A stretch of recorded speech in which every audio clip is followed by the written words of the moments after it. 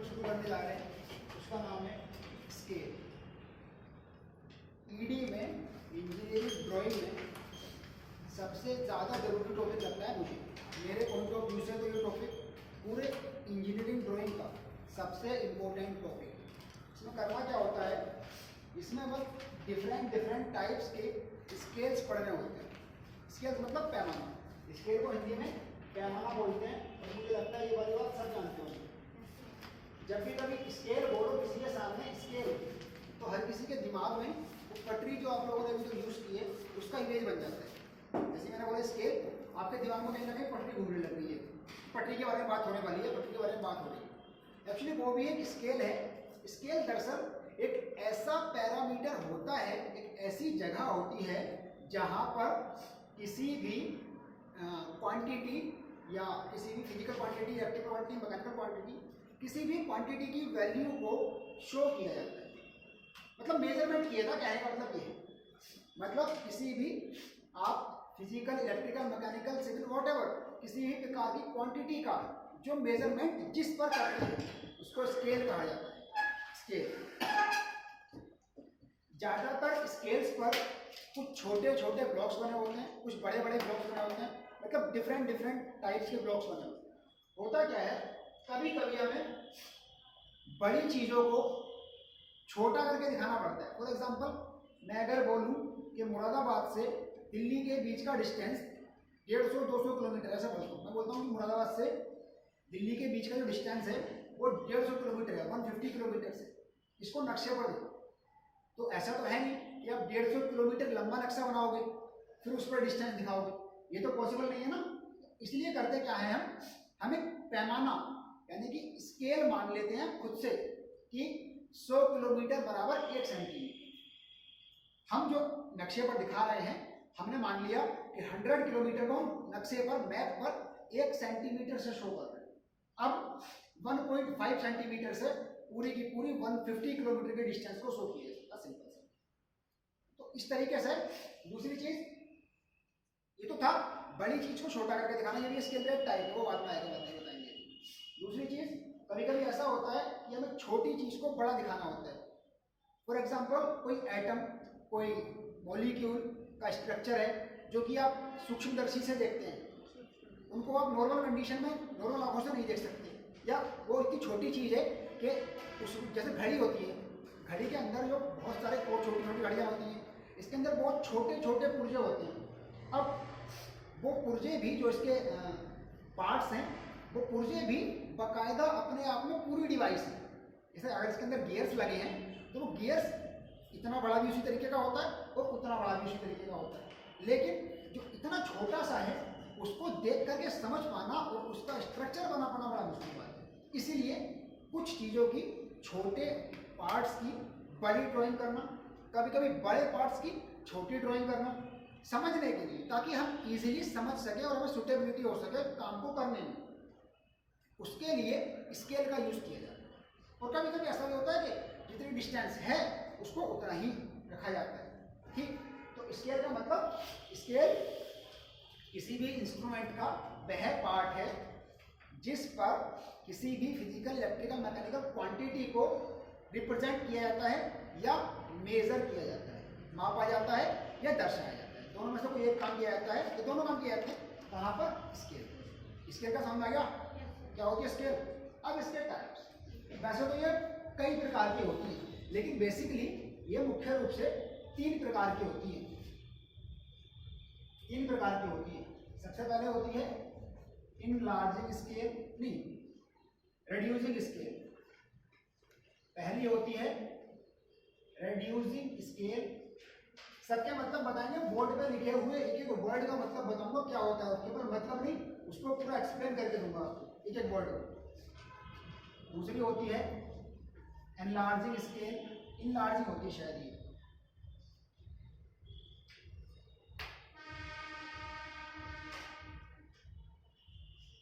Enlarging scale. अगली होती है फुल साइज स्केल।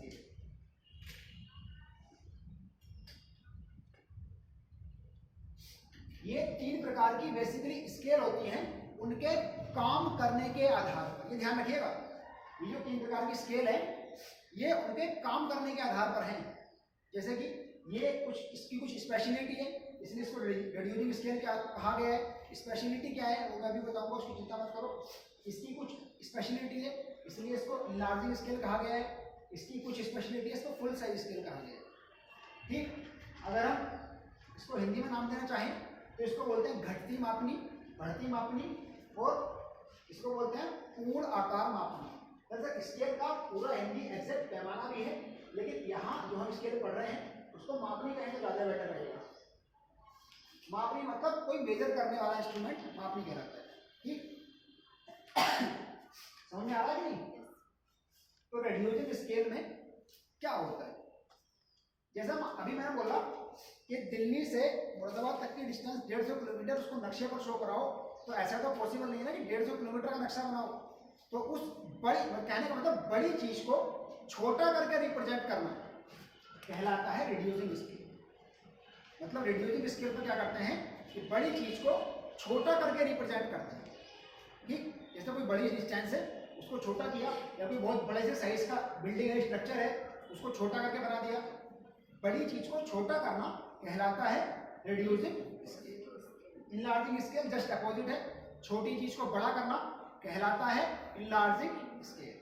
ठीक है, ऐसे सुन लो, रेड्यूसिंग स्केल किसी बड़ी डिस्टेंस को छोटे में दिखाना या फिर किसी बड़ी चीज को छोटा करके शो करना कहलाता है रेड्यूसिंग स्केल, और किसी छोटी चीज को बड़ा करके दिखाना या आपका किसी छोटे स्ट्रक्चर को बड़ा बना के दिखाना कहलाता है इनलार्जिंग स्केल, और जो चीज जितनी है उसको उतना ही दिखाना कहलाता है फुल साइज स्केल।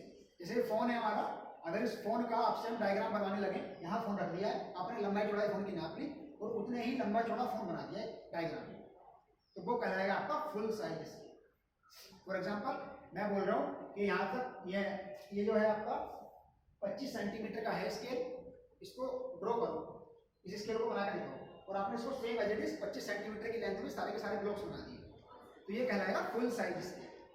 अब इनलार्जिंग स्केल का मैं एग्जांपल दूं, इनलार्जिंग स्केल का मतलब बढ़ती मापनी होती है, इसका मतलब इनलार्जिंग का तो समझ आ गया ना, छोटी चीज को बड़ा करके दिखाना। तो एग्जांपल दो इसका, हाँ कोई ऐसी चीज जिसे आप सूक्ष्म हो, माइक्रो कोई चीज हो, उसको शो कराना कहलाता है आपका इनलार्जिंग स्केल। अब इसका एग्जांपल देता हूं मैं, इसका एग्जांपल क्या होता है, वर्नियर कैलिपर्स का आपने नाम सुना होगा सब लोगों ने, बस वर्नियर कैलिपर्स जो है वो इसी का एग्जांपल है इनलार्जिंग स्केल का। वही तो करता है, वो छोटी डिस्टेंस को शो कराता है, मिनिमम को बहुत कम। और उसके बाद रेड्यूसिंग में तो बहुत सारे हैं, बड़ी चीज को छोटा करना होता है। एक्चुअली स्केल ना ड्रॉ करते हैं, हम स्केल बनाते हैं। ये सब ये स्केल्स हैं, जैसे reducing scale, enlarging scale, full size scale, ये तो थे types on the basis of their performance, मतलब उनके काम करने के तरीके पर तो ये टाइप्स थे। अब रियल में जो स्केल आपके सिलेबस में है या आपको ड्रॉ करनी है, वो क्या क्या है, वो ये क्वेश्चन नहीं आने वाला है। ये क्वेश्चन तो अगर पूछा गया तो थ्योरी में पूछा जाएगा कि फुल साइज स्केल क्या होता है, रेड्यूसिंग स्केल क्या होता है, तो ये क्या होता है। ठीक, ये होता है। अब इसके बाद जो क्वेश्चन पूछा जाएगा एग्जाम में न्यूमेरिकल, इससे सबसे पहले इस टॉपिक की इंपॉर्टेंस बता देता हूं तुम लोगों को मैं। ये टॉपिक कितना इंपॉर्टेंट है इसका आइडिया यहीं से लगा लेना कि इसका केवल इस अकेले टॉपिक का 14 से 15 नंबर का क्वेश्चन आता है 60 नंबर के पेपर। सोचो कितना इंपॉर्टेंट, केवल इस टॉपिक का 14 से 15 नंबर का क्वेश्चन आता है। तो क्वेश्चंस इस टॉपिक के क्वेश्चन कम से कम 50-60 हैं केवल एक एक्सरसाइज में। सोचो कितना इंपॉर्टेंट टॉपिक होगा, और हर एक क्वेश्चन कम से कम आधी शीट पर आया करेगा। जैसे छोटी वाली शीट जो होती है आधी शीट, A4 साइज के पेपर पर तो मुश्किल से कुछ क्वेश्चन आएंगे। A4 शीट के पेपर पर क्वेश्चन आने बहुत मुश्किल है, इसके कुछ आ सकते हैं, कुछ नहीं आएंगे। तो जो हम स्केल पढ़ेंगे on the basis of their structure and working, ये तो था परफॉर्मेंस के आधार पर। अब उनके स्ट्रक्चर्स के आधार पर जो स्केल आपके सिलेबस में है, जो पढ़नी है, उनके टाइप्स में लिखते हैं, और वही इंपॉर्टेंट भी है। ये तो थ्योरी पार्ट समझ लीजिए, इनको तीनों का मतलब समझ आ गया ना आपको। तो तीनों के आगे थोड़ा थोड़ा लिख देना है कि रेडियोजिंग स्केल क्या होता है, इनलार्जिंग स्केल क्या होता है। इनलार्जिंग मुझे कंफ्यूजन है वो इनलार्जिंग है कि एनलार्जिंग है पता नहीं। इंक्रीजिंग इंक्रीजिंग बोलो कोई दिक्कत नहीं। उसके बाद फुल साइज स्केल के बारे में थोड़ा लिख देना है। अब आगे आते हैं, अब types of scale on the basis of their structure. वो भी टाइप्स थे स्केल, ऐसी बात नहीं कि वो स्केल के टाइप्स नहीं थे। टाइप्स ऑफ स्केल, जैसे फॉर एग्जांपल मैं बात करता हूँ, अगर हम बात करते हैं इंसानों के टाइप्स की, तो अच्छे या बुरे ऐसे कहोगे आप, अच्छे या बुरे इंसान। और फिर मैं कहूँगा एग्जांपल दो, तो आप किसी का नाम लो। अभी जो हमने टाइप्स की बात की वो अच्छे या बुरे वाले टाइप्स थे, अब हम एग्जांपल के साथ बताएंगे जो प्रैक्टिकल यूज करेंगे। जैसे रेडियोजिंग स्केल में बहुत सारी स्केल आती है, इनलार्जिंग में बहुत सारी आती है, फुल साइज में बहुत सारी आती है ना। तो अब वो तो थे टाइप्स, मेन टाइप्स तो वही थे, बेसिक टाइप्स। अब पढ़ेंगे उनके एग्जांपल के साथ और फिर उनका यूज भी करेंगे साथ। जैसे पहले बोला कि अच्छे बुरे इंसान, तो अच्छे बहुत सारे, बुरे बहुत सारे। फिर मैं बोलूँ एग्जांपल दो, तो आप किसी एक पर्टिकुलर को छोड़ दो, सेम कहानी आपको होती है। पहले अच्छे बुरे वाले बात कर रही, ये टाइप्स के आधार पे अब इनके एग्जांपल के साथ प्रैक्टिकली परफॉर्मेंस दिखाएंगे आपको कैसे कैसे काम करती है।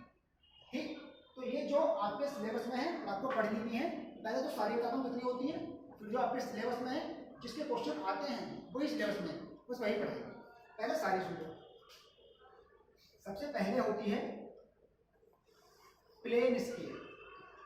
बिल्कुल टेंशन होता है, थ्योरी पार्ट चल रहा है, न्यूमेरिकल जब आएगा तो न्यूमेरिकल शुरू होगा सब समझ जाओगे, अभी भी समझ के चलोगे। दूसरी होती है diagonal scale, diagonal. Third one is क्या बोलते हैं, ऑड स्केल। ऑड स्केल है ना।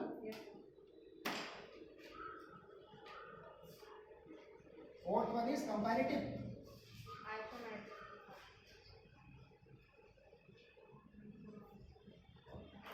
Comparative scale. और फिर है वर्नियर कैलिपर।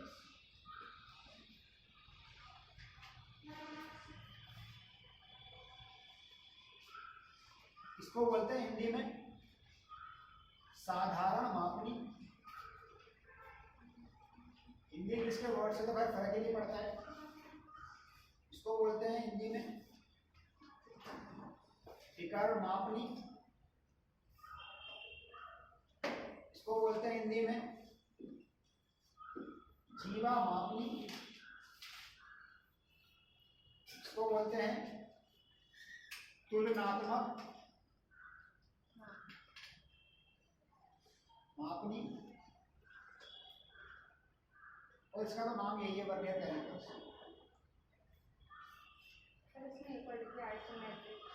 कोई बात नहीं, बता दें उसका।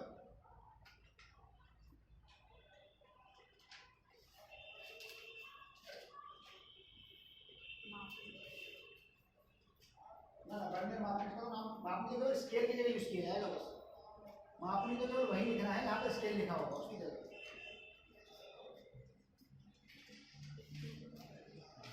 Vernier calliper. अब आ गया, अब मेन चीज सुनो, आपको जो सिलेबस में पढ़ना है वो एक्चुअली केवल ये दो स्केल पढ़नी है, यही आपके सिलेबस का पार्ट है। इन्हीं दो में से क्वेश्चन आते हैं और आपकी बुक में भी केवल यही दो पढ़ाई जाएंगी। सिलेबस में ये दोनों, ये तो मैंने पूरे टाइप्स बता दिए हैं ताकि आपको कोई डाउट, कोई दिक्कत, कोई परेशानी ना। अगर चलिए तभी मैं आपको एक्स्ट्रा पढ़ाऊंगा और स्केल भी पढ़ा देंगे साथ में। केवल एक बहुत छोटा सा होता है 5 मिनट का टॉपिक, इसको समझा दें। इन दोनों इस तरह से एंगल रिप्रेजेंट किए जाते हैं, बड़े एंगल्स को छोटा करके रिप्रेजेंट किया जाता है कॉर्ड स्केल पर। और इन दोनों पर जो प्लेन स्केल और डायगोनल स्केल हैं, इन दोनों पर बड़ी डिस्टेंसेस को छोटा करके दिखाया जाता है। ये सारी की सारी रेड्यूसिंग स्केल के एग्जाम्पल हैं, ध्यान रखिएगा सारे। इन तीनों में से, बल्कि सब में से, वर्नियर कैलिपर्स के अलावा कोई भी ऐसा नहीं है जो आपका रेड्यूसिंग स्केल का एग्जाम्पल ना। मैं इनके सबके मतलब बताऊंगा डिटेल में क्या क्या होते हैं, फिर हम आज प्लेन स्केल शुरू कर देंगे। ये दो टॉपिक है इंपॉर्टेंट, ये वाला और ये वाला आपस में पूरी वैल्यू रखते हैं अपने आप में, पूरी। मतलब वो जो 15 या 14 नंबर का क्वेश्चन आने वाला है वो इसमें से भी आ सकता है तो इसमें से भी आ सकता है। दोनों में से कभी नहीं आएगा, दोनों में से एक भी आएगा, या तो ऊपर वाले में से पूछा जाए या नीचे वाले में से पूछा जाए। अगर पेपर बनेगा आसान, पेपर का लेवल इजी बनेगा तो ऊपर वाले में से पूछा जाएगा, और पेपर का लेवल थोड़ा हार्ड बनेगा तो डायगोनल स्केल का क्वेश्चन आएगा। इन दोनों में तीसरा स्केल कभी नहीं पूछा जाएगा, और दोनों में से एक 100% पूछा जाएगा। 15 नंबर के और 10 नंबर के लेटर्स। अगर आप कोई इंसान केवल पास होने की अपेक्षा रखता है, केवल पास होने की ईडी में, तो वो केवल ये स्केल बनाना सीख ले और लेटर्स बनाना सीख ले। उसको कोई फेल कर दे, मेरे साथ क्या होता है, मुझे फेल कर दिया, बशर्ते कि उसको स्केल बनाना आना चाहिए पूरा साफ साफ, लेटर्स बनाने आने चाहिए साफ साफ। केवल स्केल और लेटर्स पास करा सकते हैं, 22 से 23 नंबर दिलवा सकते हैं, क्योंकि कम से कम 8 से 10 नंबर का आता है लेटर्स, 14-15 नंबर का आता है स्केल। हम तो कम से कम मान रहे हैं 14 और 8 22 नंबर तो केवल इन दोनों टॉपिक्स हो जाते हैं। और इनकी थ्योरी भी है फिर पीछे ही, इनकी थ्योरी में से 2-3 क्वेश्चन 5 नंबर जरूर पूछे जाएगा, कम से कम 30 नंबर केवल इन दो चैप्टर से हो जाते हैं हमारे। इंट्रोडक्शन वाला चैप्टर, इंस्ट्रूमेंट वाला हो गया पहला, और दूसरा हो गया आपका लेटर्स वाला, और तीसरा हो गया आपका ये स्केल वाला। केवल ये 3 चैप्टर पढ़ा लो अच्छे से, कोई फेल करने वाला पैदा नहीं, कोई भी, लेकिन अच्छे से मतलब बहुत अच्छे से आने चाहिए। तो मेरा मानना ये भी है कि जिसको स्केल बनाना बहुत अच्छे से आएगा उसको बाकी चैप्टर भी बहुत आराम से आ जाएगा। स्केल में बहुत दिमाग लगाना पड़ता है, आखिर तक जाते जाते हैं लोग डायगोनल में और प्लेन स्केल में फर्क नहीं पता कर पाते, ये नहीं समझ पाते कि इस क्वेश्चन में डायग्राम बनाना है या प्लेन बनाना है। तो ये क्वेश्चन पढ़ के समझ में आता है, मैं आपको समझाऊंगा सारे को, कोई दिक्कत नहीं है। पहले प्लेन शुरू करेंगे, फिर जब डायग्राम जिक्र आएगा तो पूरा बताएंगे। अब प्लेन स्केल की बात करते हैं। प्लेन स्केल किसी दूरी को नापने का स्केल है, मतलब लेंथ को मेजर करने का, डिस्टेंस को मेजर करने का स्केल है, जिस पर बड़ी डिस्टेंसेस को छोटा करके दिखाया जाता है। ये जो गूगल मैप सुना है ना आप सबको, गूगल मैप देखा है, वो उस सब की जो प्रोग्रामिंग की जाती है उन सब में ये सब डाला जाता है पहले प्रोग्रामिंग में, ये इसका फॉर्मूले, तब जाके वो आपको एग्जैक्ट लेंथ और डिस्टेंस शो करा पाते हैं। मतलब ये बेसिक चीजें हैं, और वो बहुत सारी ऐसी लाखों करोड़ों चीजों का वो कॉम्बिनेशन बना के मैप बना दिया है।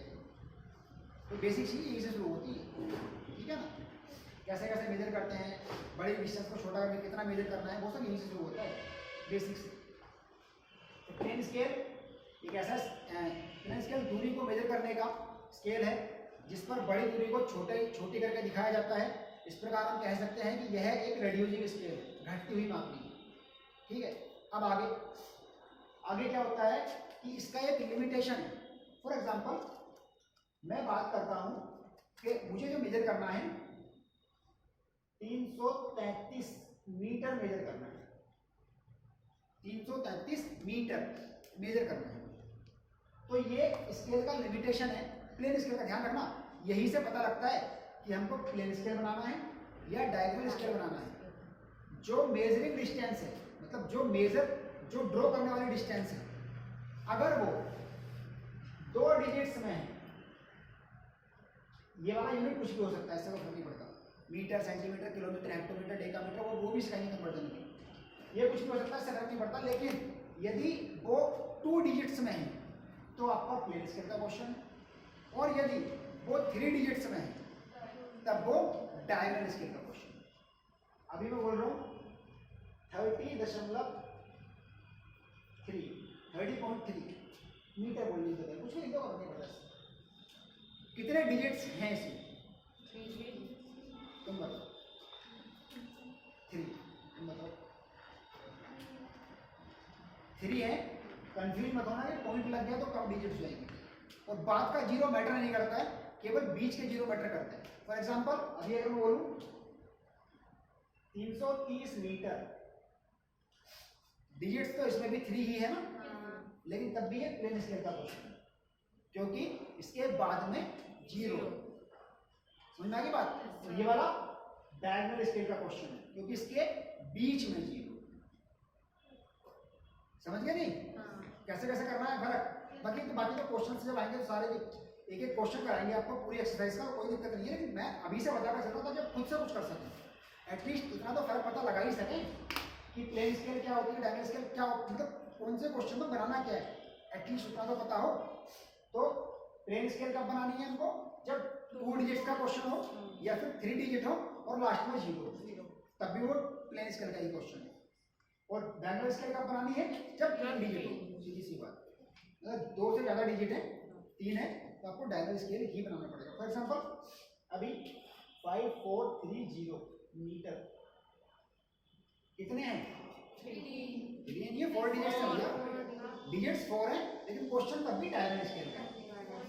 और फॉर एग्जांपल अभी 54321, इसका कोई भी सिलेबस में आपके पार्ट नहीं मीटर। मान लो कि ऐसे कोई डिस्टेंस का आता है क्वेश्चन अगर, तो ऐसा कोई पार्ट मतलब ऐसी कोई स्केल अभी तक सिलेबस में नहीं डाली गई है जिसमें ये डिस्टेंस भी शो करेगा, ठीक है नहीं। आपको केवल 2 डिजिट्स और 3 डिजिट्स वाले स्केल पढ़ाएंगे। क्लियर? समझ में आ गई बात? प्लेन स्केल में सारी की सारी लाइंस वर्टिकल या हॉरिजॉन्टल खींची जाती है, बस या तो ऐसे खींची जाएंगी या ऐसे खींची जाएंगी। डायगोनल स्केल में ऐसे भी खींची जाएंगी, मतलब वर्टिकल भी खींची जाएंगी, हॉरिजॉन्टल भी खींची जाएंगी और इंक्लाइंड भी खींची जाएंगी। ठीक, मतलब हर प्रकार की लाइन खींची जाएंगी, स्ट्रेट लाइन सारी की सारी, इंक्लाइंड भी, हॉरिजॉन्टल भी, वर्टिकल भी। डायगोनल स्केल को समझना थोड़ा टेढ़ी खीर होती है, बड़ी मुश्किल पड़ जाती है इसको बच्चों को समझने में अक्सर। लेकिन मैं जब बताऊंगा पक्का बता रहा हूँ, कम से कम आधे से ज्यादा बच्चे एक ही बार में क्लियर हो जाएंगे कि करना क्या होता है। ठीक, उसके बाद कोड स्केल जीवा मापनी, इससे हम एंगल मेजर करते हैं या बड़े एंगल्स को छोटा करके शो कराते हैं। क्लियर? कंपैरेटिव स्केल, आप लोगों ने कभी रोड पे सड़क वड़क बनती रहती है, वो जो 3 ऐसे ट्राइपॉड लगा के वो जो कैमरा से लगा के रहते हैं, वो देखते रहते, देखा है इन लोग को? और उधर जाके कोई लड़का या कोई इंसान दूसरा एक बड़ा सा डंडा लेके खड़ा रहता है, मतलब कुछ ना कुछ तो उधर वो जब वो कैमरे में से देख रहा है तो उस लेबलिंग इंस्ट्रूमेंट, उसको बोलते हैं लेबलिंग इंस्ट्रूमेंट। तो जब वो उस लेबलिंग इंस्ट्रूमेंट में से देख रहा है तो किसी चीज को देख रहा होगा ना, उधर सड़क को देख रहा होगा, किसी और चीज को देख रहा होगा, तो उधर दूसरा इंसान एक डंडा रहता है, वो गेज बोलते हैं, गेज। हर चीज का एक नाम है, मुझे नाम भी पता है रियल वाला जो क्या होता है एक्चुअल में, साइंटिफिक नेम भी पता है उसका, और देसी तरीके से कैसे होता है ना वो भी पता है। तो एक गेज होता है, डंडे टाइप का होता है, उसमें पट्टी टाइप की होती है, एक्चुअली कुछ ऐसी होती है।